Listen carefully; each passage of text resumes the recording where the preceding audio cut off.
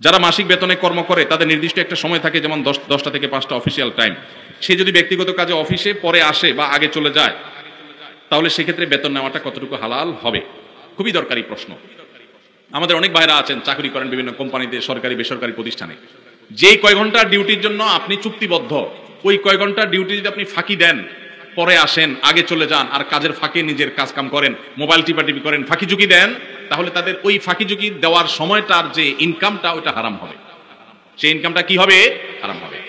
অনেক হারাম আছে আমরা যেগুলো জানি না। সুদ খাওয়া হারাম আমরা জানি, ঘুষ খাওয়া হারাম আমরা জানি, কিন্তু চাকরির মধ্যে এই যে ফাঁকি ঝুঁকি দিয়ে টাইম নষ্ট করে ওই টাইমের বেতন আমি নিচ্ছি, এটা যে হারাম, এটা আমাদের বেশিরভাগ মানুষের সেন্সও নাই। ভাইরা আমার, আল্লাহর ভয়ে আমানতদারিতা রক্ষা করতে হবে। মুসলমান কখনো আমানতের খেয়ানতকারী হতে পারে না। এমনকি আপনি অফিসে বা কোম্পানি, সরকারি বেসরকারি যেখানে কাজ করেন, ডিউটির সময় আপনি বসে বসে যদি ওয়াজ শুনেন ইউটিউবে কাজ বাদ দিয়া, সওয়াব হবে না গুনাহ হবে?